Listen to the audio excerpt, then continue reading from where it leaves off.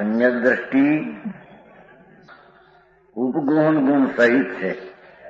ધર્મીને અંતર આત્મા શુદ્ધ આનંદ ને જ્ઞાનાનંદ સ્વરૂપ એની દ્રષ્ટિ હોવાથી દ્રષ્ટિમાં પૂર્ણ આનંદ ને જ્ઞાન સ્વરૂપ એવો આત્મા હોવાથી તેને પુણ્ય પાપના વિકલ્પ રૂપી જે દોષ છે તેને તે ગોપવે છે.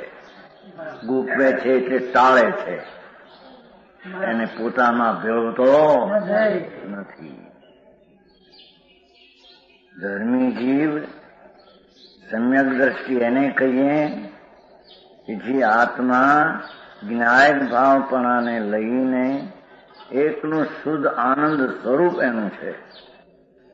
એવાપણાને લઈને એની દ્રષ્ટિમાં આત્મા પૂર્ણ શુદ્ધ વસેલો હોવાથી એને પુણ્ય પાપના ભાવ જે દોષરૂપ છે તેને તે ઉત્પન્ન થતા અને થાય તો તેમાં જોડાતો નથી. ઝીણી વાત છે, સમજાય છે કાંઈ? ગોપનું અહીં નિશ્ચય નહીં મુખ્ય કરીને કહ્યું છે કે સમ્યક દ્રષ્ટિએ પોતાનો ઉપયોગ સિદ્ધ ભક્તિમાં, સિદ્ધ એટલે આત્મા, શુદ્ધ આત્મા, પવિત્ર પૂર્ણ આનંદ ને જ્ઞાનની મૂર્તિ, ધ્રુવ સ્વભાવ, ધૂળ સ્વભાવ, દ્રવ સ્વભાવ, તેમાં પોતાની એકાગ્રતા કરી છે. એટલે ઉપયોગ ત્યાં શુદ્ધ સિદ્ધ સમાન આત્મા મેં છે. એથી તે સિદ્ધ ભક્તિ સંપન્ન છે. સિદ્ધના વસ્તુ આનંદ ને જ્ઞાન અનંત ગુણ સ્વરૂપ એ સિદ્ધ સ્વરૂપ આપના પોતાનું, એમાં જેની એકાગ્રતા છે એથી જ્યાં ઉપયોગ સિદ્ધ ભક્તિમાં જોયો, જ્યાં પોતાના આનંદ ને પૂર્ણ સ્વરૂપમાં એકાગ્રતા છે ત્યાં ધર્મો પર દ્રષ્ટિ ન રહી. એને પુણ્ય ને પાપના વિકલ્પો પર દ્રષ્ટિ ધર્મીની છે નહીં. આ શરીર વાણી તો જળ છે, આ તો માટી છે, પૂતગળ છે, પર છે, એ તો આત્મામાં છે અને એ આત્માના છે નહીં. આત્મામાં તો જ્ઞાન ને આનંદથી ભરેલો પ્રભુ એવો આત્મા ધર્મી જીવને દ્રષ્ટિમાં આવવાથી એને પુણ્ય પાપના ભાવ પણ દોષરૂપ છે એને પોતામાં મેળવતો, એને ગોપવે છે એટલે કે ટાળે છે. એની વાત છે ભાઈ, સમજાય છે કાંઈ? પોતાનો ઉપયોગ સિદ્ધ નામ આત્મા શુદ્ધ સ્વરૂપ છે ને અંદર. કાલે પૂછ્યું તું ક્યાંય નથી આવ્યા સિદ્ધ છે ને આમાં ક્યાંય કાલે પૂછવું થતું ને સિદ્ધ આમાં લખ્યું જો સિદ્ધ ની એટલે શુદ્ધાત્માની અર્થમાં લખ્યું છે. સંસ્કૃતમાં જયચંદ પણ આચારમાં સિદ્ધ એટલે આત્મા, પોતાનો આત્મા સિદ્ધ સ્વરૂપ જ છે. સિદ્ધ સમાન સદાપદ મેરો. જે શરીર વાણી મનમાં તો જળ પુણ્ય પાપના ભાવે તો આશ્રવ છે. જે જળ તત્વથી જુદું, આશ્રવ તત્વથી જુદો ભગવાન આત્મા આનંદ કંદ સચિદાનંદ સિદ્ધ સમાન છે. એની અંતરદ્રષ્ટિ ધર્મીની હોવાથી તે સિદ્ધ સમાન સ્વભાવમાં તેની એકાગ્રતા છે. તેને રાગદ્વેષના શુભ શુભ પરિણામમાં એકાગ્રતા નથી. સમજાણું કાંઈ?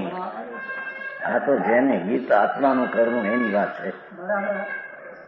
કોકનું કરવું હોય ને કોકનું કરી લેવું એવું આમાં કઈ છે નહીં. ત્યાં ધર્મો ઉપર દ્રષ્ટિ જ ન રહી. એટલે શું કહ્યું કે આત્મા પૂર્ણ આનંદની જ્યાં દ્રષ્ટિ થઈ અને દ્રવ્ય અભિપ્રાયમાં તો પૂર્ણ વસ્તુનો જ શ્રદ્ધા છે. પૂર્ણ સ્વરૂપ ધ્રુવ અનાદિ અનંત શાંત આનંદનો કંદ આત્મા એ સમ્યક દ્રષ્ટિનો વિષય તો પૂર્ણ છે. એ પૂર્ણને જ્યાં પ્રતીત અને અનુભવમાં લીધો એને જે દોષની દશા હવે ખનિત થાય છે એમાં એને ઉપયોગ છે નહીં.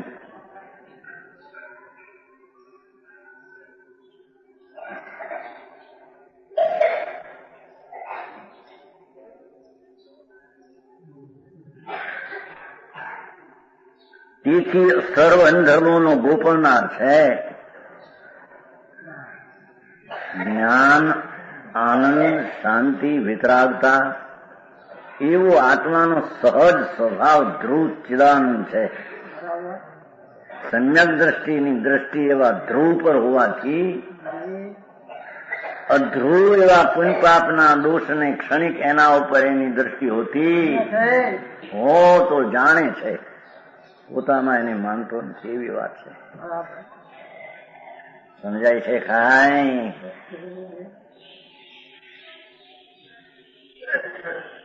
અને આત્મશક્તિનો વધારનાર છે. અસ્થિ નાસ્તિ એક હાલ લઈ લીધું.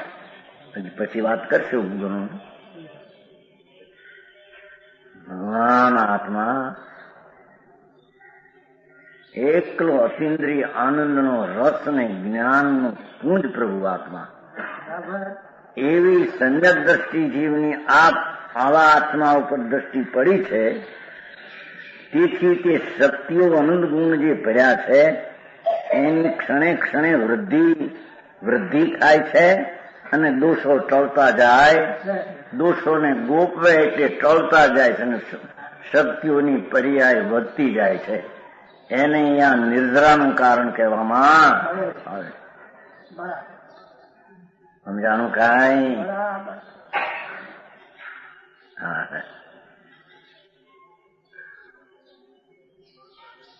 આ ગુણનું બીજું નામ ઉપગ્રહણ પણ છે.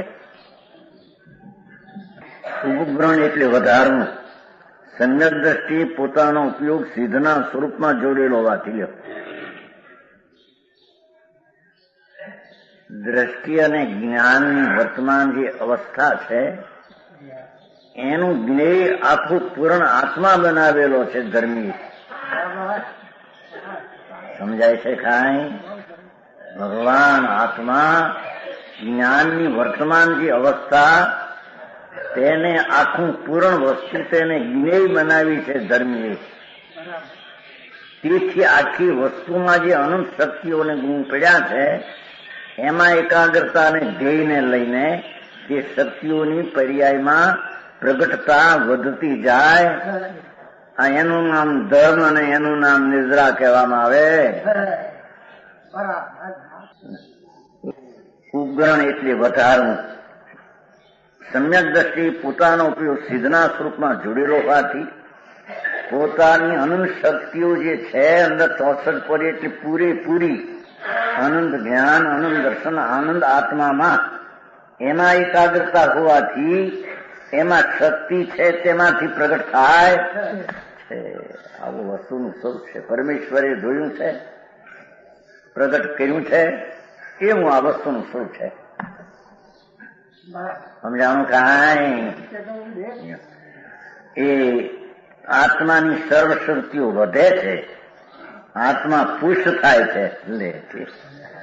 વસ્તુમાં તો પૂર્ણ આનંદ ને આનંદ ગુણ પડ્યા જ છે, પણ એકાગ્ર થતા એની દશામાં પણ શાંતિ આનંદ આદિથી પર્યાયમાં અવસ્થામાં ગુણની શક્તિની વ્યક્તતાથી પુષ્ટ પામે છે.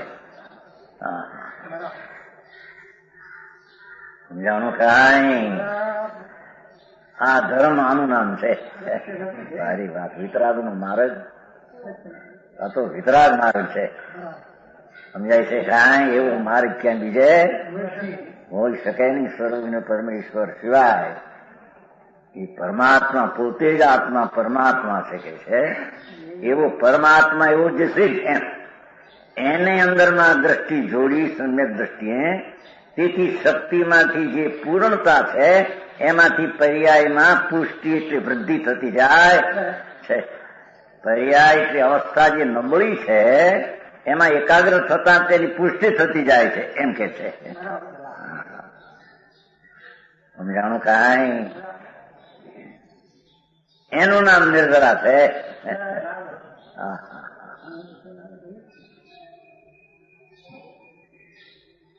આત્માની સર્વશક્તિઓ પાછા શું છે દેખો. સર્વશક્તિઓ આત્મા વસ્તુ છે. એક એક એવા અનંત આત્માઓ છે. એક એક આત્મામાં અનંત શક્તિઓ છે. જ્ઞાન, દર્શન, આનંદ આદિ અનંત ગુણો. એ અનંત ગુણોની એકરૂપ દ્રષ્ટિ દ્રવ્યની એને લઈને અનંત ગુણની પર્યાય શક્તિમાંથી પ્રગટ થાય. સમજાય છે? આમાં ધર્મ અંદરમાંથી થાય છે, ધર્મ બહારથી થતો નથી એમ કે છે. હા હા ભારે કામ છે. પોતે ધર્મ નામ સ્વભાવથી ભરેલો જ છે.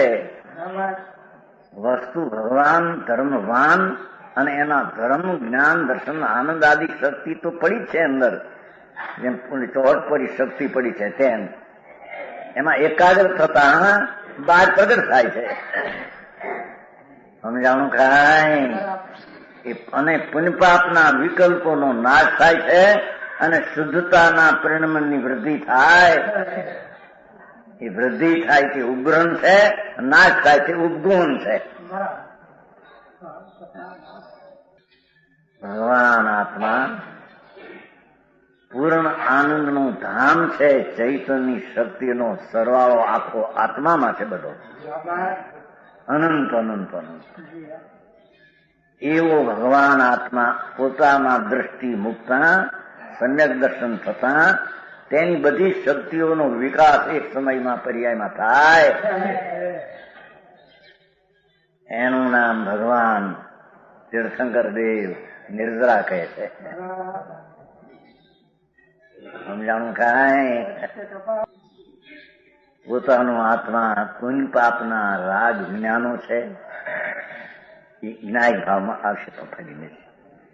એટલે ધર્મી જીવને સમ્યક દર્શનમાં પોતાનું આત્માનું પૂર્ણ સ્વરૂપ જ્ઞાનમય જ્ઞાયક ભાવમય પાસે છે. એથી તેને પુણ્ય પાપના ભાવનું ગોપન થાય છે અને શક્તિની પર્યાયમાં વૃદ્ધિ થાય છે.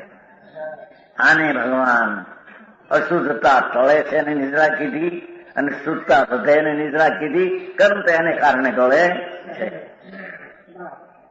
સમજાણું કાંઈ? માટે ઉપગ્રહણ ગુણવાળો છે.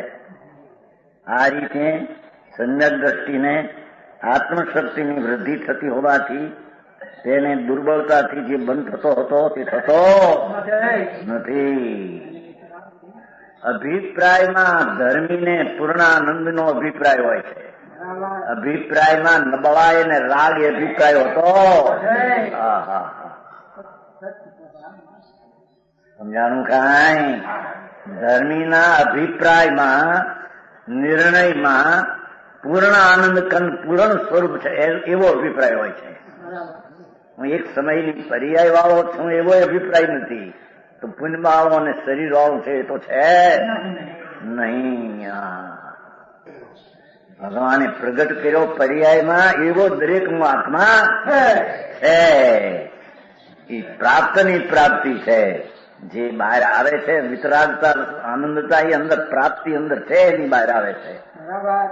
એવા પૂર્ણ સ્વરૂપની દ્રષ્ટિને હોવાને લઈને અભિપ્રાયમાં નિર્બળતા જ્ઞાનીને હોતી. સમજાણું કાંઈ? જો એ છે દુર્બળતાથી બંધ થતો હતો તે થતો નથી અને નિદ્રા થઈ જાય છે. સમજાણું કાંઈ?